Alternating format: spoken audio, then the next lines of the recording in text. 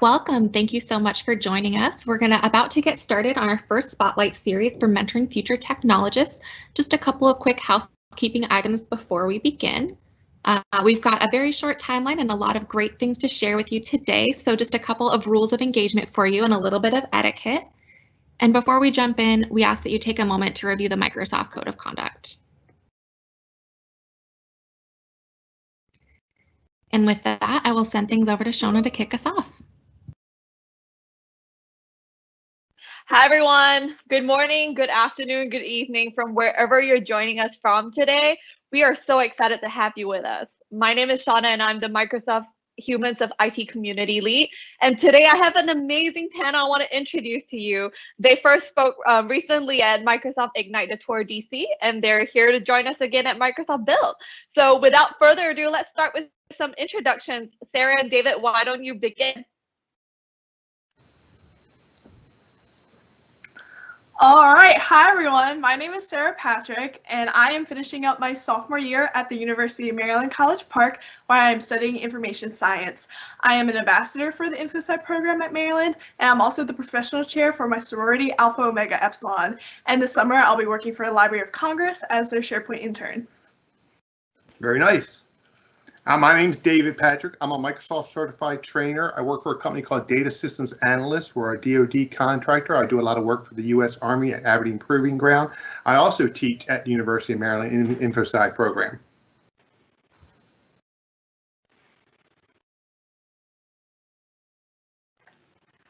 Hi, my name is Isabel Wood. I am 17 years old and I go to a high school that specializes in IT. I'm very excited to be here. This is only my second time speaking. And I'm Jeremy Wood. I am a federal employee. I work for an agency called Millennium Challenge Corporation, and I am a software engineer by trade and support all of the Microsoft stack for my agency. Awesome. Thanks so much for the introduction. This is a topic that's close to a lot of our hearts, as we think about how do we mentor future generations to be interested and pursue careers in tech. We know that there's a lot of talent out there, but how do we get people interested and really help them plug in so that they can be positioned for success? So to kick off, this is a question for the daughters. I think we'd be interested to know, what is the first thing that comes to your mind when you hear the word technology? And has that perception changed now that you find yourself more immersed in technology? I can start with that question. So when I initially think of technology, my first thought is just computers, because I feel like that's the big forefront of what technology is. And as I got immersed into it, I realized it's so much more than that. And especially in this day and age, I have technology with my thermostat. I was thinking about it. I have an app to open and close my garage doors. Like, it's all so much more.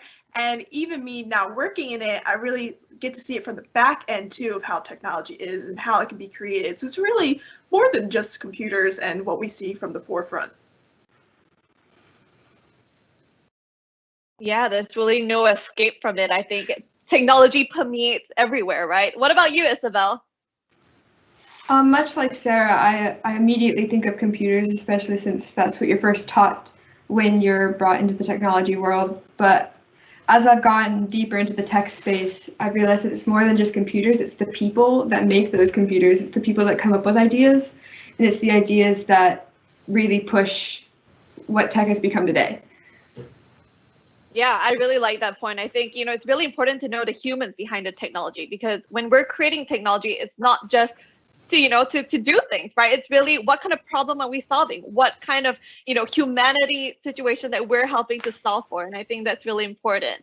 A question that I hear a lot is, at what point did you feel like you were interested in technology? Was that like a magic moment, like a flick of the switch where you're like, that's it, this is the industry I'm going to? Anyone want to start?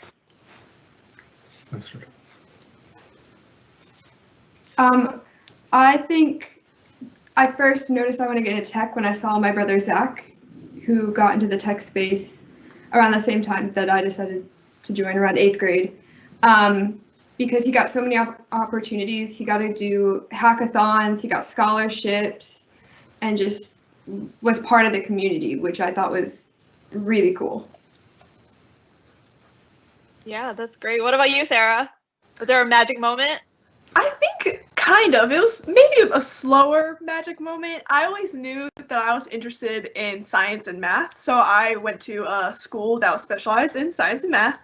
And one of the courses, not one, it was like a series of courses they had us do was coding. So it's not like I could get out of this, not like I chose it. We all had to do it. And of course, I started doing it. I was like, oh, wow, this is a different kind of problem solving that I've never done before. And I really enjoy it. I found myself having that like good frustration when I like wasn't getting something right. I was like, oh, I'm gonna work this out, figure this code until it's right. And that's when I realized like, oh, this is something that I would enjoy working on. I like problem solving with coding. So really my high school having me take those courses was the turning point for me that really got me more interested in tech. Yeah, that's awesome to hear that your school is really supportive and giving you that exposure. Well, I'm curious, and you can be totally honest here. How much did your parents or your dad, since they're on the calls here, influence you to kind of pursue that path? So for me, my parents are very supportive in everything that I do, and they actually weren't pushy at all about what field to go into, so much so that I was involved a bit about everything else. I, of course, went to like a good amount of science and math camps, which supported my interest in that, but I also did competitive dance, I did musical theater, I played a lot of instruments, some being piano, cello, ukulele, those kind of things. I played soccer and tennis, like I basically did it all, like in high school, it was a lot. And I always found myself coming back to tech. It was something that I really enjoyed.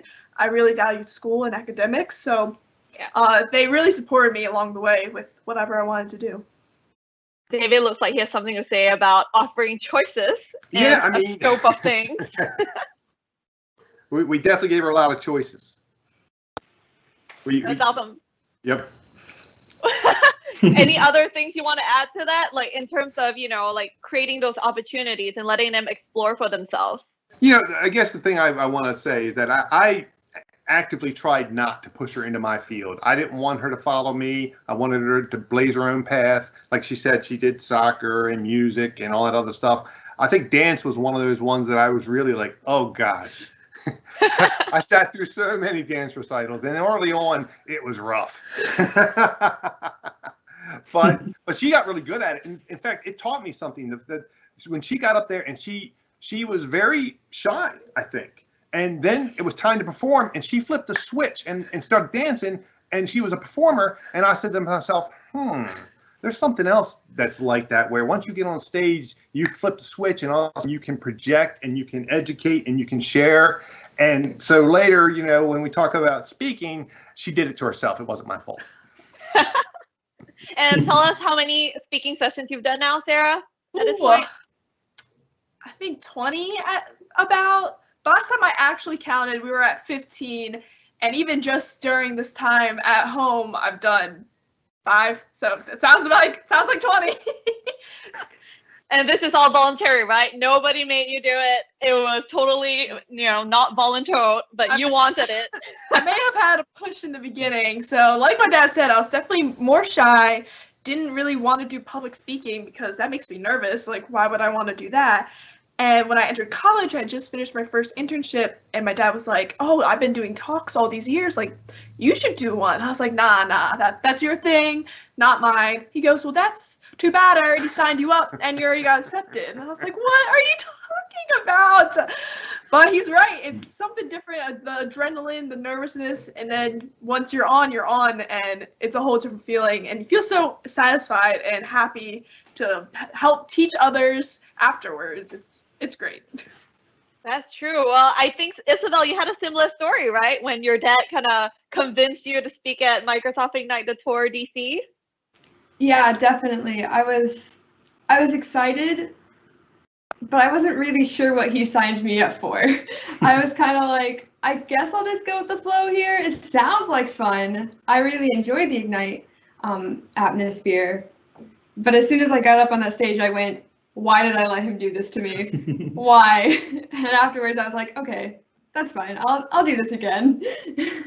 You shared a little bit in your blog post about, how your dad helped introduce you to some really strong female role models within the community. Would you want to talk a little bit about that? Like, how did that introduction happen? And Jeremy, if you want to share about how did you help build those connections so that she could find like a strong women in tech network to support her?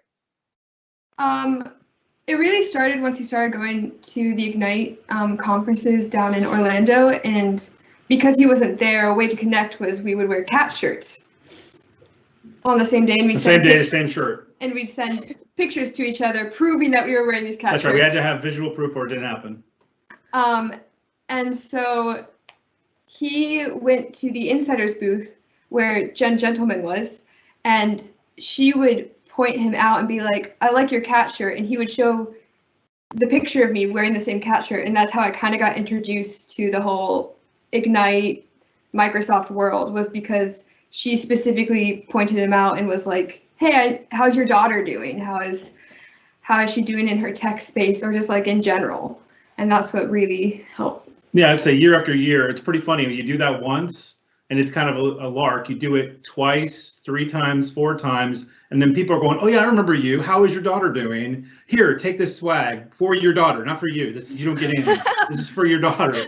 And so, but I thought that that kind of purposeful connection. I mean, I'm in the Windows Insider program as a participant. That's how I got to know who Jen was and Donna originally. And so I saw them as extremely strong, presence in the tech community. And that's something I wanted my daughter to have an opportunity to engage with and see, not only that they were doing it for themselves, but they were encouraging everyone else to do it as well. I mean, her mom is fantastic. Her mom is zero tech capability. And so because she has that interest in tech, we need to find that way to connect her with people who could encourage her. That's awesome. Yeah, there's a lot of conversation about the importance of role models. Like, where do you go to find those role models and who inspired you to get started? So a lot of you mentioned, like, your dads, right? But other strong, women role models that you look up to. And, you mentioned, Sarah, that, coming from different backgrounds like dance and, theater, we're seeing a lot of women transition from these industries and bringing that unique perspective into their tech careers. Is there any role model that particularly stands out for you? Absolutely. So obviously my dad is a great role model, but we do a volunteer group through Tech Girls where they have these fun tech workshops that are like real life examples to teach middle school age girls. And his company and a couple of his female co-workers, we all volunteer and go to our local Boys and Girls Club in our county to run these workshops. And in the beginning, so I would present some, I would help with some, and they would present some. And seeing these strong, intelligent, powerful women in tech doing these workshops and helping inspire other young girls inspired me too, even though I was technically working alongside them. I was like, oh man, like that's who I can be if I keep going at this, like how they are and their success. So they definitely inspired me a lot. That's great. What about you, Isabel? Well, of course, my dad was a big mentor to me, especially in the beginning when I first was getting into tech. I mean, I wouldn't be here without him. But of course, those women that my dad connected me to were actually the real role models that really pushed me into tech. Mainly because I related that we were both female, and so I was like, I can do that. Like, I can go and be that. I can work for Microsoft. I can create code, and it's not just like a thing for men. I would say it's interesting because in our local community where we are here, it's not a lot of tech groups. In fact, there isn't a tech girls club here locally, and maybe we'll change that. But and so that's where I really leveraged the connections I have through tech community and through various organizations. And so when I finally convinced her to get a Twitter account, the very first thing she got was a flood of welcome to Twitter from such a large, vibrant community we have. And that makes all the difference for her to then say, wow, okay, I get it. I can stay, I can do this, and I can try some new things that maybe I didn't think about before. Yeah, I think having a community that really embraces you and makes you feel welcome, like you belong, is key. One last question for the daughters before we repivot over to the dad. If you had a friend today who was interested in tech but didn't know where to get started, worried about whether they had that, so-called technical background, what advice would you give them? Maybe this time we'll start with Isabel. I would definitely just say experiment, like do the thing. Be open-minded. Make sure that you're not just closing off something just because you think it would be boring. Or nerdy. Yeah, or nerdy. Try it before you actually like judge it. I feel like that is the best piece of advice that I could give them. What about you, Sarah? I absolutely agree with Isabel. The fact that they should just try it, and there's so many resources to do so. Not only these, especially this day and age, all these virtual conferences and sessions, but as well as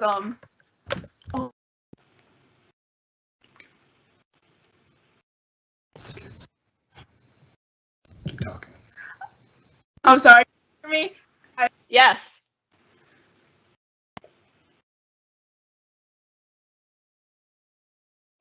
Oh, did we lose them for a bit? Uh-oh. It's okay, So while they join. I could fill in Yeah. a little bit. So I would say, I mean, to Sarah's point, because they do tech girls, there's tech girls, there's girls who code. The Boys and Girls Club have their own computer science programs. I would really say, look at the community programs that exist. Look at the ones that are online, that are 100% virtual, especially now. And you can start small. They have these really great programs, like all the way down to elementary age school kids. And so, you know, the earlier we start introducing these really cool, like Sarah said, problem-solving capabilities, I think that people start to say, oh, that's really cool. I solved that. I figured it out. I built it. It works. And then it can inspire you to do it again. Yeah, that's great. You know, I think you just need to get started, right? I think getting started is always the hardest part. You just want to have a place to begin and, you know, really get on that journey. So while we still have you, Jeremy, question for the dads. What is one thing you wish you knew before getting into tech? I think a big one is realizing that failure is an option, right? There's a lot of careers where you can't make a mistake. You can't mess something up, but tech is not one of those. Tech is one where you can experiment, you can play with it, you can fail at it. And I'll tell you, most of what I learned in my career is self-taught. I mean, I went to college, I have a base education, but anybody who goes and gets a computer science degree will tell you that's only the beginning. Everything you do and how you implement it for a business, you're figuring it out as you go. And so don't be afraid to make mistakes. Don't be afraid to realize that from those mistakes, you'll figure out the right way to do it. And that's why we have, you know, the whole concept behind iterative design. But it's also it's important to realize there's this thing called imposter syndrome, where you fail at it and you think, why are they even letting me do this? What made them think that I was qualified? Don't fall into that trap. Realize that's a part of the process. Yeah, that's great. Well, I see we also have David and Sarah back. Do you want to finish that thought? And the next question we had was for David, which was, what advice would you give to, you know, yourself, your younger self? That's very appropriate. I would tell myself, don't be afraid to fail. Sometimes you're going to kick the power cord and you're going to get ejected from the meeting. Life happens, right? Life happens, but it's okay to fail. You learn from your mistakes. You have backups you're able to pull up real quickly, and you know it's good to have backups so you can get back online in a jiffy. So we in our workshops, tech girls workshops, we fail all the time. Yeah. But you'd be surprised at how the ladies. What was that one time where Tracy Schreiner, one of our presenters, who? Oh my goodness. She. So we recently had our first virtual tech girls, because usually we go in person to teach them, but obviously now we can't. So we had them all come on Zoom and do it. And we're telling them to log in, get started, and one girl was like, I can't get started. And it's really, we thought it was a lot harder to troubleshoot, because usually we just walk up to the girl, see her laptop, see what's going on visually. But through Zoom, we weren't like, how are we supposed to do it? We didn't want her to share her screen for everyone. Like, I still needed to keep going because I was presenting. So luckily, Miss Tracy took this girl in a breakout room to really help her out one-on-one, and the problem was that she was on the entirely wrong website. Yeah, it was it was missing a letter. Yeah, it was supposed to be like WordPress, and she did WorldPress instead. But the theme is, it's a good theme. The girls that we work with in the tech shop work groups, my students that I work with at University of Maryland, and even my fellow coworkers, and even myself at times, are afraid to, well, what if this doesn't work? Or what if that, I don't know how many times I was staring at code and I said, well, this might be the answer, but what if that doesn't work? Don't be afraid, just try it. That seems to be a recurring theme, a recurring piece of advice that I give to people and that people have given to me. I love that. I think, embracing failure is big, right? I think you learn so much from the process, whether, you kicking a power cord on a live session, you learn from it. And, it just makes for a great story later on when you can kind of be on the other side and talk about it. Yeah. I think another question was, one advice that you give to our audience here, a lot of them are, parents, uncles, aunts, just family friends who want to encourage people that they know in their community or in their family to get involved. What advice would you give them, especially for those who worry about, not being too technical? David, you mentioned a little bit about low code and no code solutions. You want to talk a little bit about that? Yeah, in fact, that's the hot new thing with all of my students. So, and again, there's this fear factor that they kind of, well, what do I have to install? What do I'm afraid that I might break something. I'm afraid I might, blue screen my computer. Well, with Power Apps and no code, low code, everything's hosted on the web, so it's easy to get started. They don't have to worry about installing anything. They can do it, on whatever the operating system. And I get a lot of people with different operating systems that kind of throws me for a loop a little bit because I'm a Microsoft guy. But yeah, I just send them all to Power Apps, and I'm like, listen, go build this, app, make it look good on a mobile device, and have it send me an email. Oh, how do I do that? Well, there's Flow. Oh wait, it's Power Automate now. Yeah, that is a quick fair. Not only can they get started quickly, but they can get started without that fear that usually paralyzes them. They get that analysis paralysis. Like, no, just do it, just try it. You're not going to break anything. You're the Power Apps expert. What do you think? No, I totally agree. Having this better user interface where it doesn't have to explain it with all this scary syntax that people that want to get immersed into tech are so scared of. So having this low code, no code is really helpful to get them started. And then if they want to go into the coding, then that's a stepping stone to get there if they want to.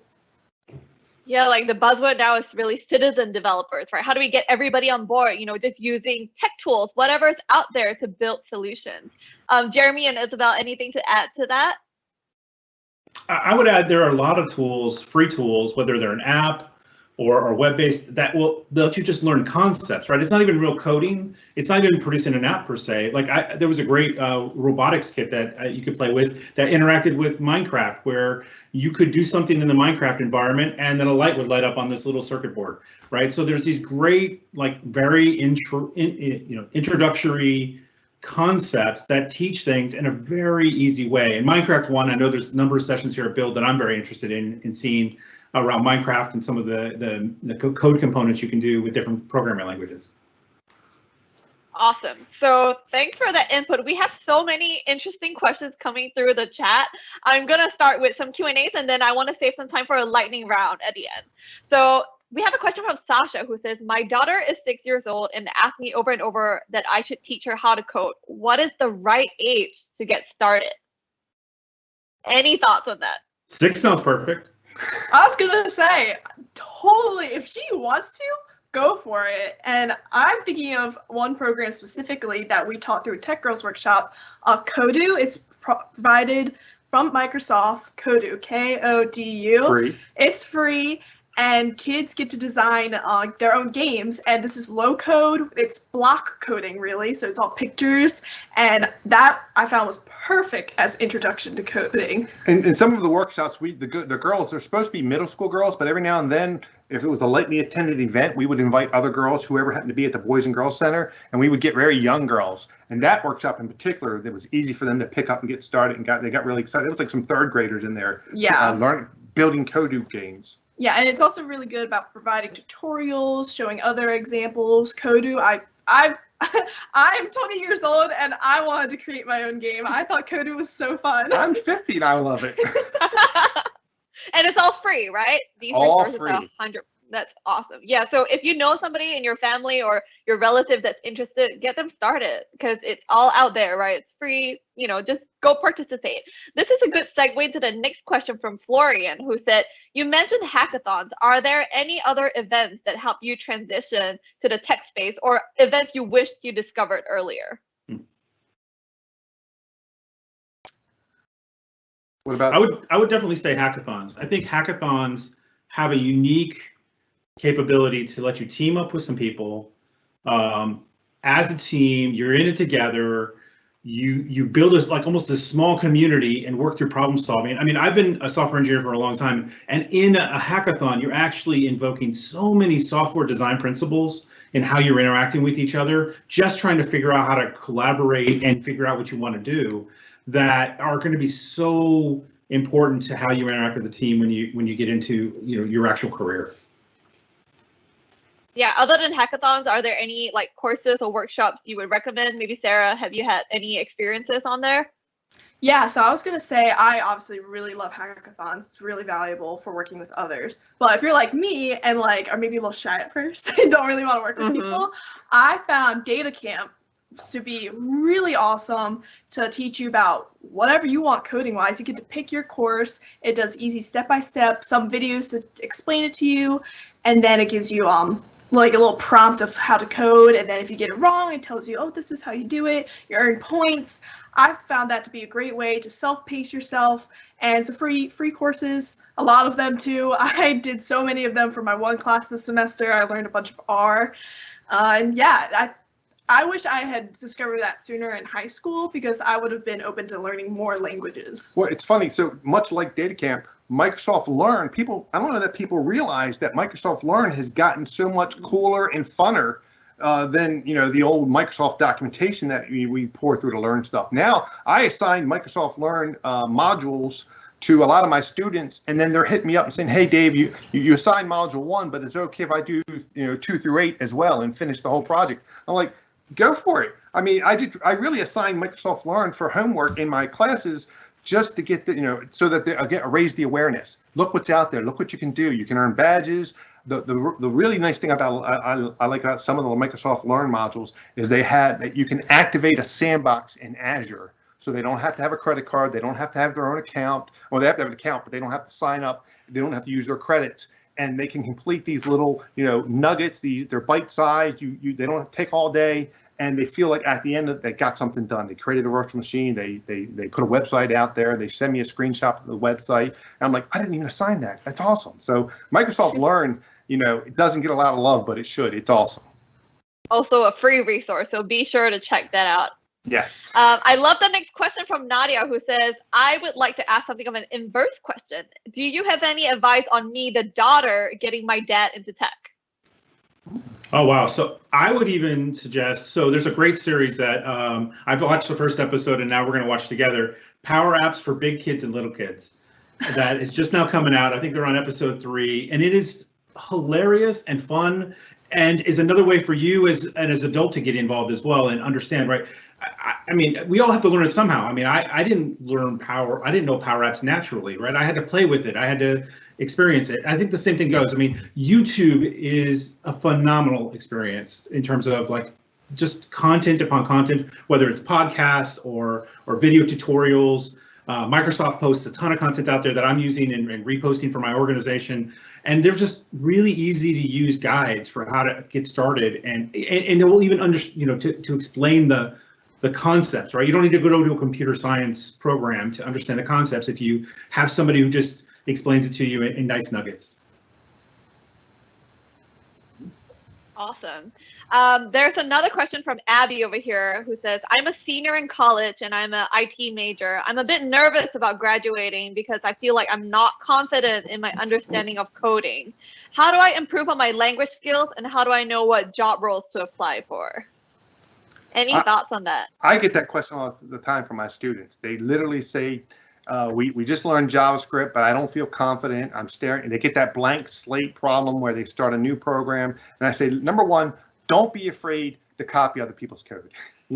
Bing is your friend. Go out there, search for other code, use it like a black box, change it a little bit. And they're like, oh, Mr. Patrick, isn't that cheating? No, I do it all the time.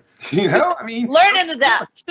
Right. So, and confidence will come in time. But honestly, there's times where I still don't know what I'm doing. I'm confident that I will eventually figure it out because I've solved problems many, many times over and over.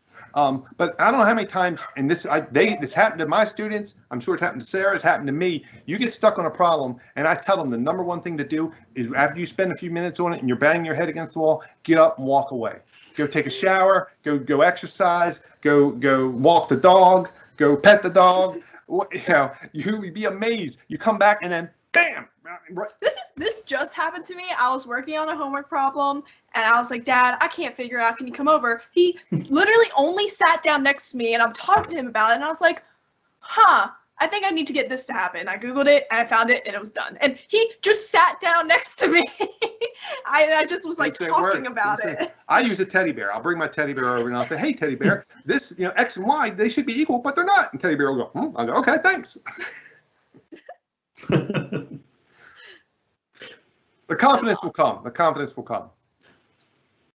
Yeah, I would say the same thing. I tell my daughter this, right? At the end of the day, you have to take your shot. You have to put it out there. You have to say, of course I can do this. Now, it doesn't matter where you are. Like, I worked for a bunch of companies before I got into the federal space. And every single time I had to just take the shot and say, sure, I can do it, right? At the end of the day, I think you have to have that go get it attitude, the willingness to figure out the problem. When I worked for one of the small companies I worked for, we used to hire straight out of college, and they were all Java people who had never touched a .NET program language, and we would bring them in and say, great, you're never doing Java again. Here's your new environment, and then just go try to build something. And we would give them some examples of really real simple stuff that they might have done in school themselves in Java, but now go do it in .NET, and it's not that hard, right, to make that transition. And you'll find over time that all the programming languages are the same. I mean, there's really, it's just syntax. And so I would just encourage you not to think poorly of yourself. It doesn't matter how you did in school. At the end of the day, it's just going to be time and experience. And I love that you said Bing it. I mean, I can't tell you how many times my software solutions came from somebody else. There should be a way to do attribution in your source code. There should. Yes. I think that's a great point. And even though we're at a developer conference, I think it's important to recognize that tech is not all about coding. If you don't like coding, that's fine. There's a lot of different roles out there, IT pro roles that you might want to consider, and that might just be your jam. So I would say, take some time to go explore, find out what you love and what you don't love, and then just kind of zoom in on your strengths and start with that. One resource we have is the Women IT Pros call. It's open to everyone, but every month we have a call where people who don't enjoy coding as much but are working like amazing IT pro roles, be sure to check those calls out and connect with folks over there. We do have one more question from David, which is, how do we help kids understand that jumping to technology is not about being a nerd? I think nerds are cool, but what do you think? I thought it was really, really nerdy when I first started. I was like, I don't want to touch that. That's for like people who enjoy Star Wars and Star Trek. And as I went into the community, and as my dad was like, hey, wait, here's this cool thing. It allows you to look at pictures of cats. It allows you to connect with people even though they're nerds, but they're cool people as well because they dye their hair. And as I progressed into the community and I realized how we're all nerds, yeah, but at least we're having fun. And it's not as nerdy as it may seem, because not all of us watch Star Wars. Yeah, I would say I'm observing her as she does her IT schoolwork in her computer science class. I love when she comes down and says, Dad, I'm trying to do this thing in an array list and I can't even figure it out. It doesn't make sense to me. And she sits down on the floor cross-legged, has her laptop open, and I say, have you thought? And before I finish, she's already, and so it's this really cool discovery and self-solving capability. And I think, at the end of the day, I'm not a great IT person. I'm a great problem solver. It doesn't matter what the technology is. I'll figure that piece of it out. It's really thinking through problem solving techniques and how I would approach something and just think and consider all the options. I'm surprised he hasn't gotten mad at me yet for how many times I told him to shut up before while I'm trying to figure something out. What about you, Sarah and David? What do you think about the concept of, not being a nerd? My first thought is that technology's everywhere, and I know all of you that think you're not nerds, guess what? You're using it, so you're a nerd. You wouldn't have your phone, you wouldn't have your laptop, you wouldn't have all that stuff. You're a nerd. Newsflash.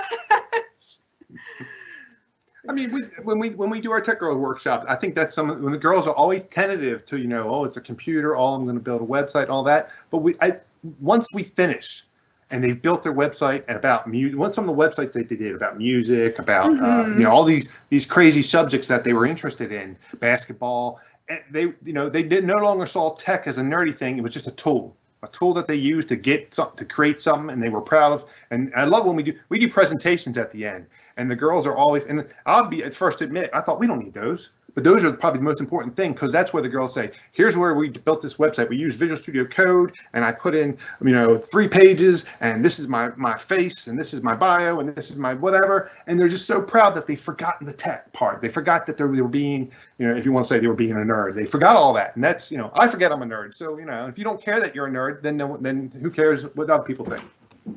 Yeah, I think something I'm seeing a lot in industry is people are redefining what does it mean to be a nerd.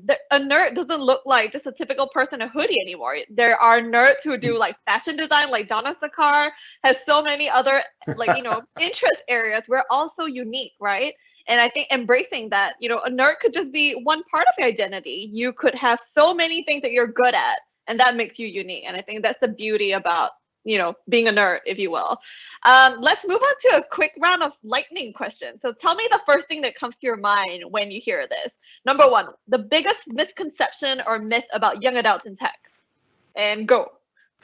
Lazy. Lazy. That they're being inappropriate. They're using it for inappropriate things. For me, too young to understand the history of tech.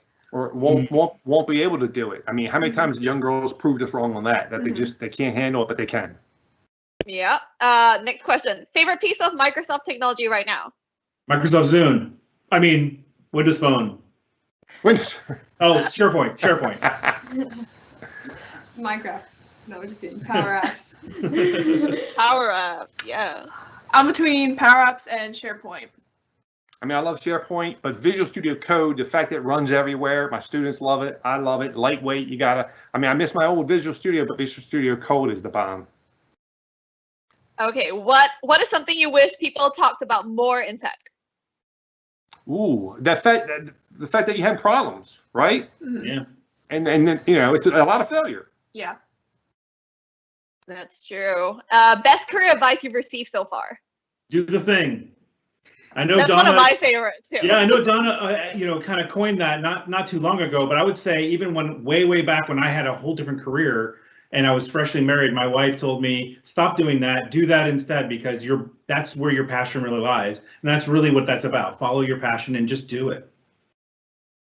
I would say. Oh yeah, go ahead. Yeah, I would say that keeping an open mind is probably the best advice I've ever had. Anything to add, Sarah? Yeah, mine would be to not be afraid to step out of your comfort zone.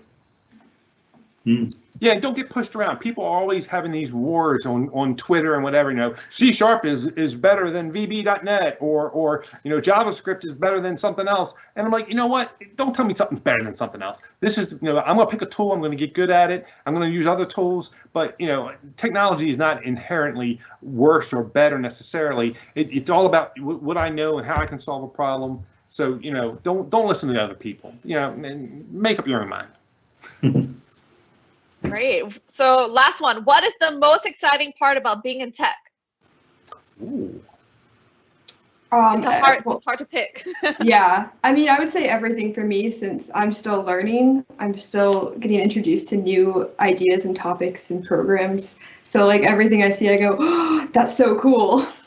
Me too. I'm still learning. I'm still finding new things. Microsoft's producing all kinds of great stuff. But I would say, learning, you should never stop learning. Yeah, that's basically what I was gonna say. Hal, tech is always evolving. There's always something new coming out, so you're never gonna be bored. There's always something new to learn. Even when I do my presentations, I'll be like, oh, right now this doesn't have the capability. Someone's like, now they do. I'm like, oh my gosh, I had no idea. Or did you try this? Did you try that? I'm like, no, I don't. Let me take some notes. It's amazing how much we learn when we teach. Mm-hmm. Right. Learning through teaching. That's a great way. It's a great way to give back to the community too, right? Whether it's through the TEALS program or your local school volunteering thing, like that's a great way for you to get involved. So we have about 5 minutes left. We're going to wrap up real quick, but there's one thing that you want attendees today to take away from this session? What would it be? Let's start with you, Isabel. Oh, one thing is just have the confidence and just do the thing. Again, that keeps coming up, but it's really, at the end of the day, it comes to actually having the passion and just going out and getting it, and not being afraid of failure. I feel like that's what I would want people to really take away from this. Yeah, I would reinforce this is a girl here who suffers from anxiety, who got up in the middle of a session that our friend Roxy did at Ignite 2 years ago and talked about that anxiety, which then turned into our friends pushing us into talking in front of everybody else. So don't be afraid. The fears you think are holding you back are actually the things that people want you to talk about. Over to you, Sarah. I think I would hope viewers would take away that if you're more of my age, that you know that you're not alone if you feel like you can't do it or you're not sure. Like we've all been there. We've all felt that way, and we're doing great. Don't be afraid to put yourself in it. And if you're maybe older, maybe more of like a mentor age, find someone to mentor. People like us need it. We want to have those role models to look up to and get advice from. Yeah, I mean, that's kind of what I was going to sum up. Don't be afraid. Put yourself out there. Make connections. Find out what's out there. There's a lot of free resources out there, and there's a lot of people out there that are willing and want to help you. So, look out. Don't be afraid to ask for help. That's awesome. Thank you so much to our panelists. We really appreciate your candid responses. And I just want to reiterate that this is just the beginning of a conversation. It doesn't end here, Take these insights and apply it in your local community. Join our Humans of IT community at aka.ms/humans of IT. And that's where you can connect with other people in the tech space, get mentorship resources. Somebody mentioned on there, yes, we do have a free mentorship program at aka.ms/community mentors. So if you're someone looking to transition into tech and you don't know where to start, mentorship is key in helping you make those connections. So we hope you found this session useful, and please keep in touch with us. We have all their Twitter handles on our Twitter page. So be sure to follow them, tell them how much you like this session, and spread the word. And back to you, Melanie. Thank you, everyone. Bye.